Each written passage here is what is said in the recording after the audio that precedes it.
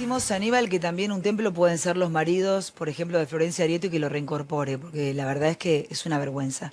Hola Marcelo, ¿cómo estás? Muy bien.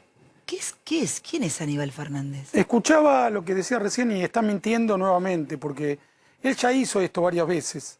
Con Isidoro Graiber, cuando vino a declarar por la causa de papel prensa, él denunció, creo que era ministro del Interior, Aníbal Fernández, en qué avión salía, creo que para Londres. Dijo, en este momento, Isidoro Graiber, que había declarado en contra de los intereses del gobierno, la causa de papel prensa, está saliendo de Ezeiza para Londres en tal vuelo, lo hizo público, lo amedrentó. Y luego hizo lo mismo con las hijas del fiscal Nisman, antes de que asesinaran a Nisman. Dijo, las hijas del fiscal Nisman están en tal aeropuerto, etcétera, etcétera. Que yo en ese momento escribí en Clarín, sabían dónde estaban las hijas, sabían en qué avión llegó Nisman, sabían a qué hora pisó suelo argentino, lo único que no sabían es quién lo mató. Lo único que tenían que saber, que averiguar, no solo no lo salieron a averiguar, adrede dejaron impune el asesinato de Nisman y se dedicó, el mismo Aníbal Fernández que ahora utiliza tácticas fascistas contra Nick, a difamar la memoria de un hombre asesinado. Se metió con la vida privada de Isidoro Graiber, se metió con las hijas de Nisman, estando Nisman vivo, se mete con no solo las hijas o hijos de Nick, a quien le mando un abrazo muy grande, a quien admiro, sino con un colegio, la Escuela Técnica Hort, que abrió sus puertas cuando el gobierno nacional estaba analfabetizando a buena parte de los chicos y que está rodeado de palos amarillos para no recibir un ataque suicida con autobomba. Totalmente. Como lo recibió la Embajada de Israel en el 92 y la AMIA en el 94. Ese colegio no puede sufrir la afrenta de que un ministro de Seguridad diga que va a ser un dibujito. Es una amenaza directa. No se hacen dibujos de escuelas que corren riesgo de ser atacadas por un terrorista suicida fundamentalista islámico. Eso ocurrió en la Argentina. No es una hipótesis. Por eso hay palos amarillos. No se puede joder con en eso. todas las instituciones judías. Si vos sacás una foto de una institución judía, viene la policía a preguntarte por qué.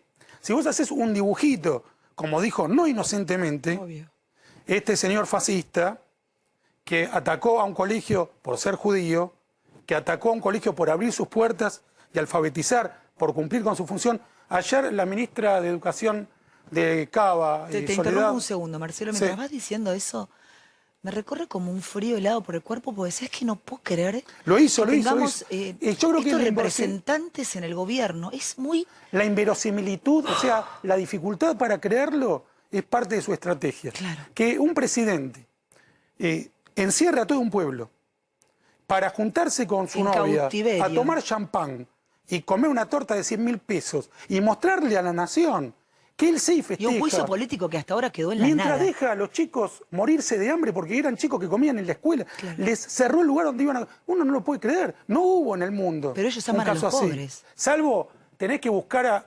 al zar, que antes mencionaban San Petersburgo, o a los emperadores romanos, ni siquiera. Tenés que buscar en alguna satrapía, y que no hay los medios de comunicación que tenemos acá. Y se floreó con el champán y la torta, mientras te decía idiota si querías llevar a tu hijo a la escuela o ir a ver a un padre moribundo. Y Aníbal Fernández, y con esto cierro, nuevamente, no es casual en este momento este amedrentamiento, es en el momento en que absolvieron a Cristina Fernández de Kirchner, la vicepresidenta, por dejar impunes a los iraníes, que fue ¿Cómo lees la esto? denuncia de Nisman. ¿Cómo lees eso que pasó con el memorándum? Saquemos el tema de que lo ratificó el Congreso. Esteche y Delía, que estaban dentro de la denuncia de Nisman. Igual, perdón, igual no es menor lo del Congreso tampoco. No, claro. No es menor. Pero eso es una batalla política. Pero la batalla judicial. Y Esteche y Delía trabajaban directamente con los iraníes. Ellos mismos dicen en las grabaciones que hizo públicas Nisman que confeccionaron el memorándum que la presidenta hizo que Timerman llevara a Damasco a que fuera ratificado por los asesinos culpables de la masacre de la AMIA. Eso no puede quedar absuelto sin un juicio previo, sin una investigación, sin que se presenten los alegatos. Y en ese contexto viene la amenaza fascista de Aníbal Fernández, que repito, no es la primera. Es impresionante todo lo que vamos relatando y lo que vas contando, porque decíamos el otro día, qué manera de naturalizar todo lo que pasa en la Argentina. Cuánta violencia entra todo el tiempo, todo el tiempo, todo el tiempo, todo el tiempo. Ayer cuando Nick en un momento decía que las hijas estaban llorando y que cuando cortara conmigo iba a abrazarlas, y que las chicas le decían, papá, ya todos saben a qué colegio vamos. Digo, te generan eso que vos no querés tener, y que hay que ser muy valiente, como lo fue Nick. Más allá de eso fue público, a otros los amenazan de manera privada y es mucho más difícil contarlo. Uno dice, ¿por qué? Bueno, ¿Qué es lo que no soportan? Que uno piense distinto, que uno se eso que sienta hablaba de libre. la vulnerabilidad de un varón. Juegan con eso. Es que no es por él, es por los hijos. Por los hijos. Es lo único que Donde uno te pueden... no tiene la capacidad para decir, bueno, estoy dispuesto a padecer lo que sea con tal de defender la libertad o de ejercer mi trabajo o defender determinada causa. Pero con los hijos es el único motivo por el cual uno daría su vida. Totalmente. Y no alcanza. No alcanza a dar tu vida, porque después de que vos ya no estás, ¿quién los va a proteger? ¿En qué momento? Por eso llorar. Ahora, sobre las causas, ¿no? Sí. Yo creo que acá hay una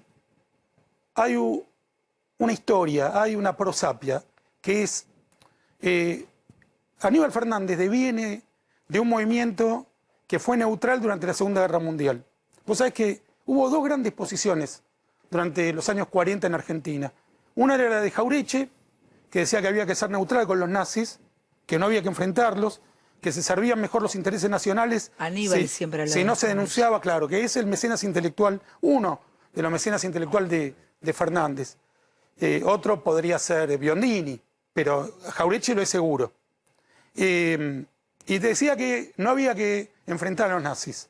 Y la posición de Borges, que era Argentina, incluye en su himno la palabra libertad, formamos parte de la posición aliada, si ganan los nazis todo el mundo va a estar en peligro, no podemos permitir que triunfe una bestia parda que está dispuesta a asesinar a los inocentes, a los libres.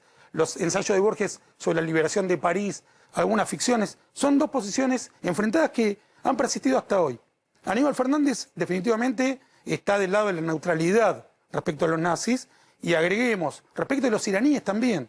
Acá hay dos posiciones respecto de la masacre de la AMIA.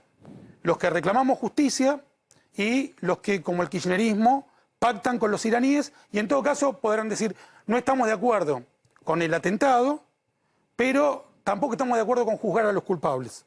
Los queremos dejar libres y no meternos más con ese tema. A veces sacan de la galera que no fue Irán, que fue Siria, cuando en realidad hay una confluencia por medio de Hezbollah entre Irán y Siria. Pero, si fuera así, ¿dónde está la investigación? No, igual la política internacional del kirchnerismo es ¿Qué es una lo que vergüenza. propondrían respecto de Siria? Que nunca lo dijeron. La excusa de Siria es no vamos a jugar a los iraníes. Y tanto Victoria Donda como Claudio Lozano, en el año 2014, cuando se cumplieron 20 años del atentado contra la AMIA, si no me equivoco, 20 años, sacaron una nota refutando una nota mía, donde yo decía que Cristina inicialmente había reclamado que entreguen a los sospechosos. Eso Y que luego fue en el 2000... había hecho una vuelta copernicana y decían, Irán no fue, decía, es un invento de Israel y Estados Unidos, que fue Irán. No, no, lo dice la justicia argentina. La justicia argentina no fue presionada. La justicia argentina es nuestra. Es un problema entre nosotros y nuestros jueces. Y problema entre nosotros y los iraníes. La posición de Estados Unidos y de Israel es cosa de cada uno de esos países, si uno puede acordar o no. Pero es la justicia argentina la que reclama que los iraníes sean entregados a nuestros tribunales. Y es el kirchnerismo el que hizo pasar por el Congreso y por medio de marginales como Esteche y Delía, que los dejó impunes. Y agrego esto nada más. Cuando fue uno de los reclamos de Cristina para que entreguen a los acusados iraníes, Delía se había opuesto y lo hicieron renunciar. Y Aníbal Fernández en ese entonces dijo de Delía, yo no sé qué le pasa a este muchacho. Él tenía un cargo de ministro de Tierras, secretario de Tierras, Delía. Y ahora podemos decir eso de Aníbal Fernández, ¿no? No sabemos qué le pasa a este muchacho. no sabemos. Pero se puso al lado de los iraníes y se puso en contra de un dibujante por a qué colegio decidió enviar a sus hijos. Ahora, ¿son antijudíos? Sí, definitivamente. Esta es una amenaza directa relacionada con un colegio judío. Sí, sí, ahí no hay... Y en un contexto, ¿no? Yo no veo otra interpretación posible.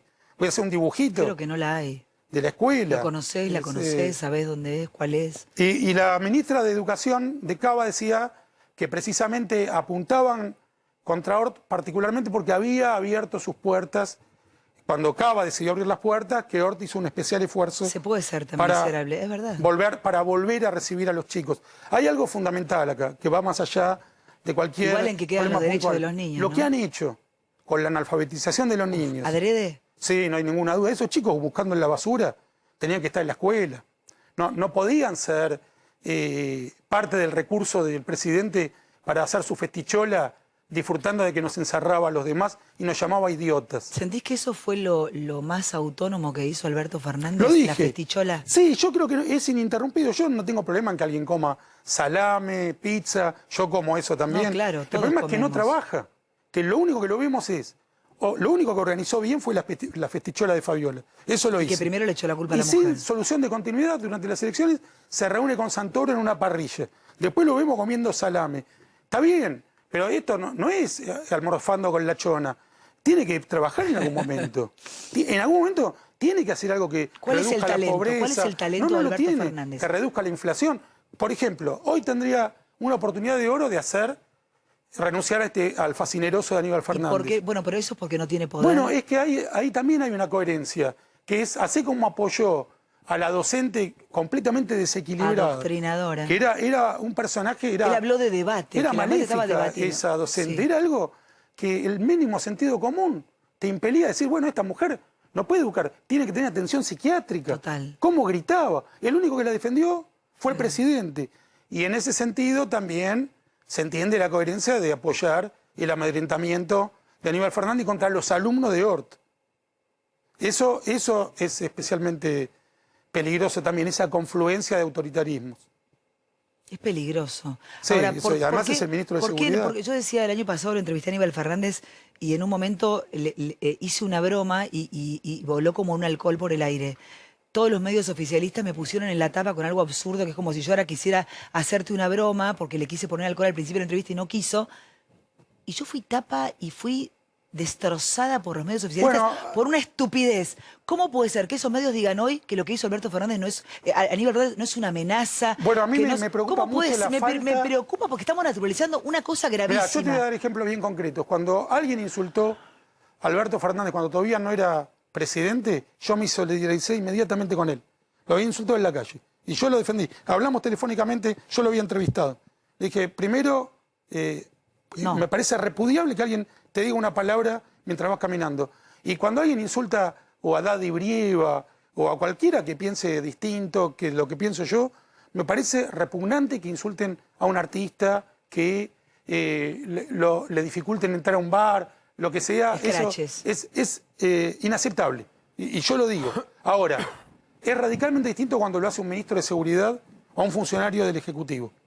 Oye, no es lo mismo que la Bessi le haya tirado agua a Sabela que venga acá el ministro de Seguridad y te tire a vos algo. No es lo mismo. No es lo mismo que lo haga un periodista que lo haga un miembro del Ejecutivo. Totalmente. No es lo mismo que un periodista tenga una palabra inapropiada que amenace un ministro de Seguridad a un dibujante. De las pocas cosas que podríamos coincidir con el kirchnerismo es que cuando el Estado amedrenta no es lo mismo que cuando lo hace un particular. Bueno, pero dejaron de coincidir con eso también. ¿Qué les pasa con la libertad?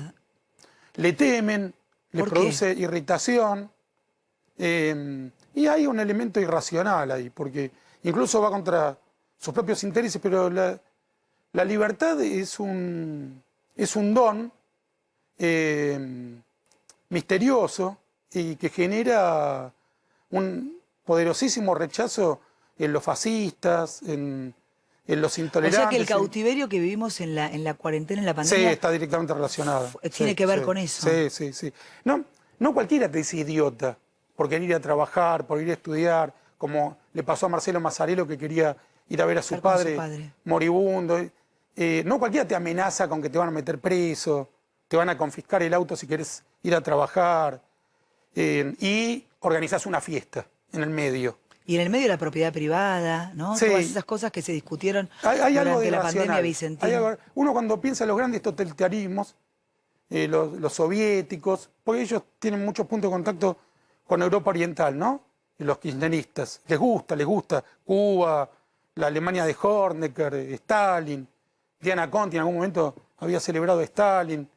Y lateralmente, no todos, pero por ejemplo Aníbal Fernández tiene muchos contactos con los fascistas. Hay algo de irracional. O sea, ¿qué necesidad tenés de amenazarlo relacionado con a qué colegio van las hijas? Hay debates intelectuales, podés utilizar muchísimos recursos. Hay algo de irracional, hay algo de innecesario en esas profundidades, que yo no me lo termino de explicar. ¿Y cómo pasamos, antes de despedirte, ya está Franco Rinaldi, cómo pasamos del cautiverio a la dádiva, al regalo, a falta platita? Si hubiéramos dado más plata, la gente nos hubiera votado. Estaba relacionado directamente para mí. La heladera. Cuando yo iba a la primaria, incluso en el secundario, en todos los casos escuelas públicas, juntábamos dinero para viajar, hacer viajes egresados. Lo decíamos Hacíamos también, kermeses, hacíamos asaltos, hacíamos Nos pochoclo, costaba un huevo. hacíamos panes, y los que podían pagarlo lo pagaban, y los que no podían pagar, entre todos juntábamos, vendiendo, para que viajáramos todos. Yo creo que el Estado podría haber tenido una política activa, en primer lugar para que los chicos vayan al colegio, pues sin colegio no hay viaje de egresados, y ellos cerraron el colegio durante 1 año y medio. Y en segundo lugar una política activa para que los distintos cursos trabajen, generen actividades para ver cómo hacemos con los chicos que no puedan viajar, y seguir manteniendo la política del mérito y del esfuerzo, que para eso está la escuela. A nosotros nos enseñaban a ahorrar en primer grado. Nos enseñaban no trabajo infantil, sino a esforzarnos, cosas que sí podíamos hacer, que eran legales. Y nos enseñaban a viajar todos juntos, no a que nos regalaban el viaje. Absolutamente. Sino que no dejábamos a nadie afuera. La cultura del Estos han laburo. dejado afuera a millones de chicos que ya no van al secundario, y a los pocos que les permitieron estudiar, porque los demás los echaron, los quieren arruinar, en vez de enseñándoles a estudiar, haciéndoles creer que la dispersión y la joda es lo único que te regalan. Nos vamos, pero antes contame, domingo 24 de octubre, 20 horas, Birmacher presenta. Dame un minuto para explicarlo Sí, claro. bien. Voy a actuar en Córdoba. Sí, Desde ya invito a todos los cordobeses a que me vengan a ver. nos ven un montón los cordobeses. 24 de octubre en la Ciudad de las Artes, que es el teatro de la Universidad Provincial de Córdoba. Domingo 24 de octubre a las 8 de la noche hago Birmacher se hace cuento en vivo. Interpreto, no leo. Cuento mis mejores relatos acompañado por el dúo Andy Willy. Es un dúo cordobés y las entradas se compran en Autoentrada. En Autoentrada podés comprar tu entrada ya, porque quedan pocas. Y en mi Instagram, en mi única red social, @Marcelo Birmacher, tenés toda la data fina, el link para entrar a Autoentrada y comprar tu entrada para venir a ver 24 de octubre, 8 de la noche, Birmacher se hace cuento en vivo en Después Córdoba. te hago un retweet cuando llego a casa. Gracias, Marcelo. Gracias un a placer, vos, como Vivi. siempre. Muy amable. Siempre es muy interesante. Está Franco Rinaldi, pero